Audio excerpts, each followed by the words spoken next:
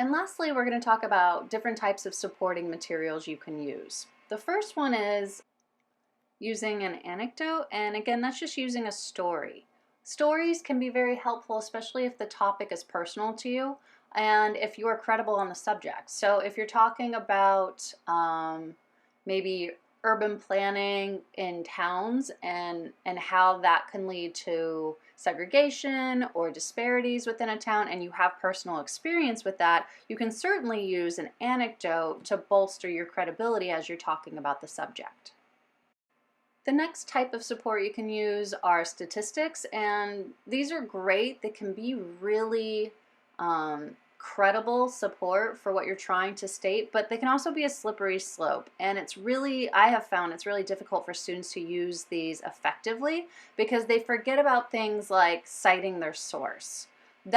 Like citing a credible source is where your statistics kind of get their power from. If you're talking about pandemic rates and you're citing the CDC, then that's legit. But if you're talking about pandemic rates and you're citing a random blog from an obscure author, that's less credible. So don't forget, citing your statistics helps strengthen their credibility.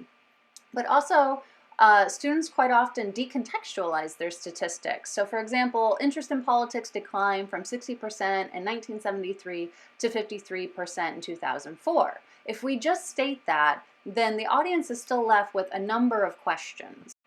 Like, in what country are we talking about? How many people were polled? In what age group?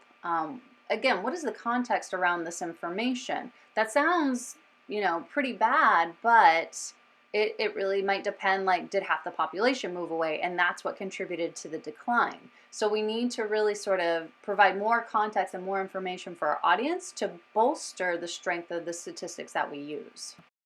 Next, you could use a testimony or quotations. Again, this is similar to an anecdote. This can be really powerful, especially if we're talking about a subject that includes people whose voices aren't typically heard from. So in my research, I've worked with women who receive welfare benefits, and having their voices in my research really strengthens my research because that's a voice we're not typically hearing from.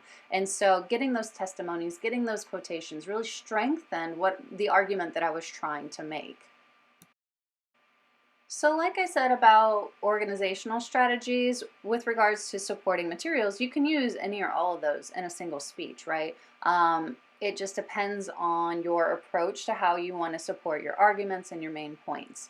But again, and most importantly here, whenever you're using any of these supporting materials or any others that I didn't mention in this video, you need to verbally cite your sources. Literally, I need to hear these things when you're giving your speech so I can give you credit for having sources embedded.